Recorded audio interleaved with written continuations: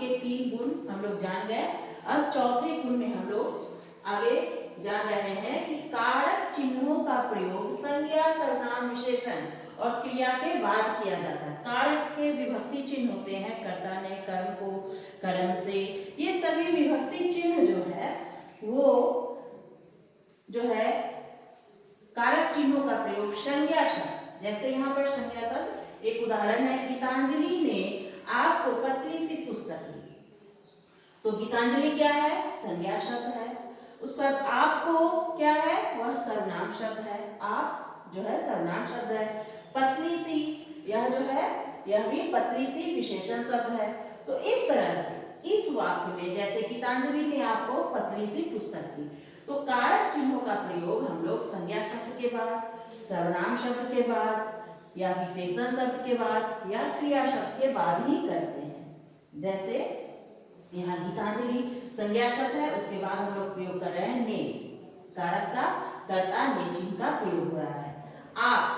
आप जो है सर्वनाम शब्द है और उसके बाद कर्म को चिन्ह का प्रयोग हो रहा है। उसी तरह से पतली सी विशेषण शब्द है और उसके बाद जो है यह पतली सी पुस्तक दी, तो ये कैसी?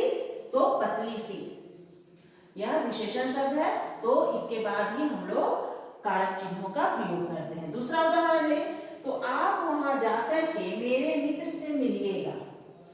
आप वहां जाकर मेरे मित्र से मिलिएगा, तो अब यहाँ जाना क्या है? क्रिया शब्द है, तो जाना यहाँ साइलेंस भी हम रख सकते हैं, जैसे हम लोग लिख सकते हैं आप वहां जाकर मेरे मित्र से मिलिएगा।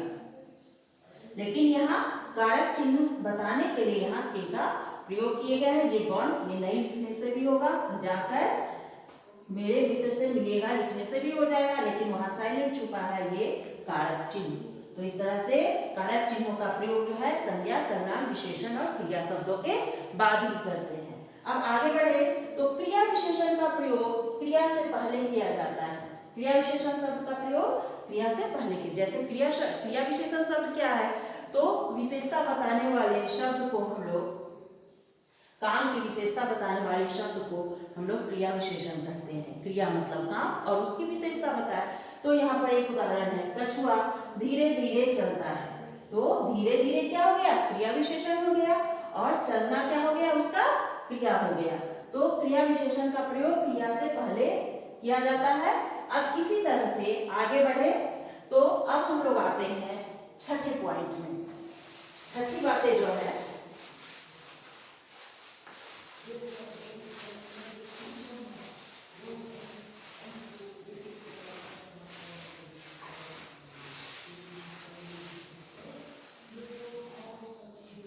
अब छठी बातों को देखें हम, तो समुच्चय बोधक क्या है? समुच्चय बोधक शब्दों का प्रयोग।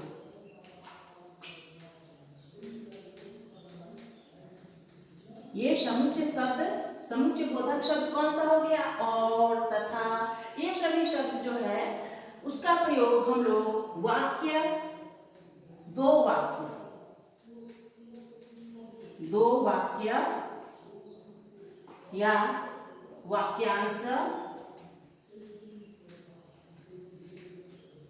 या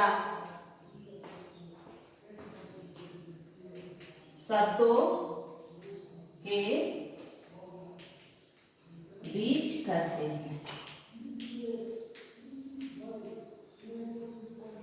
जैसे एक उदाहरण ले लें, जैसे है राजा और मंत्री। राजा और मंत्री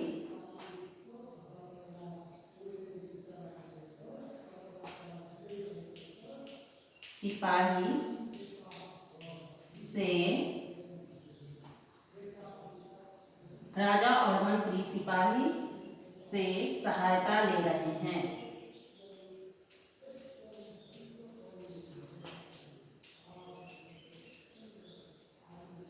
तो इसमें जैसे हम लोग देख रहे हैं, यह एक उदाहरण है। यहाँ पर राजा एक संज्ञा शब्द है, मंत्री है, सिपाही है, इसमें बहुत सारे हैं। तो इस तरह से ये शब्द के बीच में और शब्द का प्रयोग कर रहे हैं। हम क्या कर रहे हैं? और तो ये इसे हम लोग क्या कहते हैं? समुच्चय बोधक शब्द। समुच्चय बोधक शब्दों का प्रयोग जो है वह दो वाक्यांश या शब्दों के बीच करते हैं। यदि दो वाक्य को भी जोड़ना हो तो हम लोग बीच में और, तथा, एवं, ये सभी, परंतु, लेकिन, ये सभी शब्द का प्रयोग करते हैं। तो ये सभी शब्द जो है समुच्चय बोधक शब्द कहलाता है। अब अंतिम है विस्मयादि बोधक शब्द। विस्मयादि बोधक शब्द जैसे अरे, वाह, ये चिन्ह है विस्मयादि बोधक का चिन्ह है वाह। ये सभी जो है हे भगवान, ये सभी विस्मयादि बोधक शब्द है।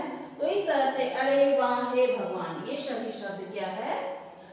इन सभी शब्दों का प्रयोग हम लोग वाक्य के शुरू में ही करते हैं। जैसे हमें भगवान को प्रार्थना करते हैं तो हम लोग क्या कहेंगे? हे भगवान, मेरी मनोकामना पूर्ण करो। तो वह हम लोग क्या करते हैं? हे भगवान। इस तरह से वाक्य के शुरू में ही हम लोग प्रयोग कर देते हैं। अरे, तुम क्या कर रहे हो? अरे, तुमने खाना अभी तक नहीं खाया? तो ये सभी बातें जो है अरे, यह विस्मयादि बोधक चिन्ह यहाँ जैसे कि बताया गया है। तो विस्मयादि बोधक शब्द का प्रयोग जो है वह वाक्य के शुरू में ही करते हैं। तो ये सभी कुछ मुख्य बातें हो गए। अब वाक्य के अंग जो है, वाक्य के अंग आगे हम लोग पढ़ेंगे। वाक्य को जो है दो भागों में, जैसे सब्जेक्ट एंड प्रेडिकेट कहते हैं, उद्देश्य और विधेय। हिंदी में उद्देश्य और विधेय कहा जाता है। वाक्य के दो भाग बताए गए हैं, उद्देश्य और विधेय। उसके बारे में अगले क्लास में हम लोग जानेंगे। आज के लिए इतना। तुम लोग 7 पॉइंट ये ध्यान रखोगे। जब भी वाक्य लिखने का बात आएगा तो उस समय तुम लोगों को ये अभी जो 7 पॉइंट तुम लोगों को बताया गया, इस पर ध्यान रख के तुम लोगों को आगे लिखना है। तो आज के लिए इतना ही। धन्यवाद।